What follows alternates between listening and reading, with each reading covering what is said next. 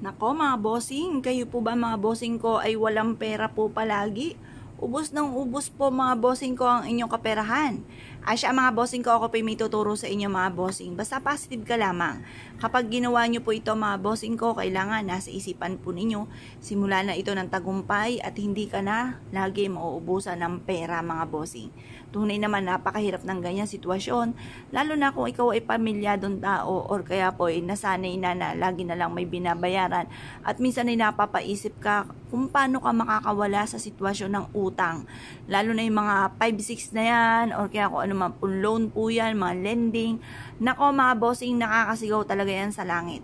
Or kung wala naman pong ganyan mga bossing ko, yung monthly na credit cards or kaya po mga bossing ko na kayo po ay yung bang meron akong nakausap kasi sabi niya parang dun siya nabubuhay, parang sanay na sila sa ganun, pero siya ay nangangarap kung kailan sila makakawala.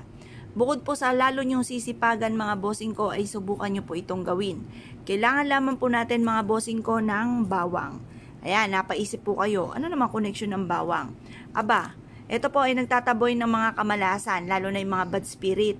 Ito po, halimbawa, may nakakapit sa inyong kamalasan, may nakakapit dito sa wallet ng malas, mga bad spirit. Ito nagiging dahilan parang dumadaan lang sa mga palad po ninyo ang pera.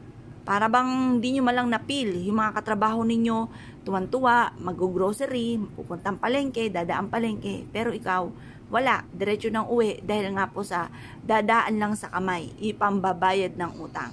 Kung ganyan na sitwasyon, simulan nyo na po itong gawin.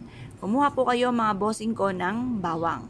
At pagkatapos po nito mga bossing ko, ito po ay magwi-wish ka sa may silangan. Kunin nyo rin yung wallet ninyo. Ipagpag nyo po muna ito mga bossing ko. Alisin nyo yung mga laman po nito, mga kung anong anik-anik na mga resibo po dyan mga bossing ko. Alisin nyo na po yan. Pati mga IDs alisin muna. At pagkatapos mga bossing, gawin nyo po ay ganito. Mag-wish po kayo. Sa pamamagitan ng bawang na ito, ay hindi na ako kailanman mauubusan ng pera. Lahat ng mga pangarap ko ay matutupad. Sa pamamagitan ng bawang na ito, ay bawat buwan na darating, ako'y makakaipon at ako'y hindi na mangungutang pa. Kailanman ay hindi na ako mangungutang pa. Panindigan nyo po yan mga bossing. Ulit-ulitin ang mga magagandang salita. Magkakaroon ako ng napakaraming pera. Yung mga pangit, kalimutan na, huwag idadaing, huwag ibubukas sa bibig dahil yan po ay malas. Nagtatawag po kayo ng kahirapan ng kamalasan. Sabi niyo po, magkakaroon ako ng maraming pera, magkakaroon ako ng maraming pera, matutupad lahat ang mga pangarap ko at kailanman na hindi na ako mamumblema tungkol sa usapin ng pera. Ganun po mga bossing ko ang pag-wish at direct to the point at naniniwala ka na mababago ang takbo ng inyong pamumuhay. Ngayon po mga bossing, subukan nyo po ito. Pagtapos ibilad nyo ito sa sinag ng araw kasama ang wallet. Pagkatapos ng alas 8, kunin nyo po at isiksik sa inyo pong pitaka. Ngayon, pili na lang kayo ng maliit na butil ng inyo pong bawang upang sa ganoon hindi masyadong maabala dahil nakabukol yung wallet po ninyo. Ngayon po mga bossing, i-mindset nyo na kayo magiging matagumpay. Simula na ito ng tagumpay po ninyo at kailanman ay hindi na kayo mamumblema tungkol sa usapin ng pera. Kaya kung kayo po naniniwala, good luck po sa inyo po lahat.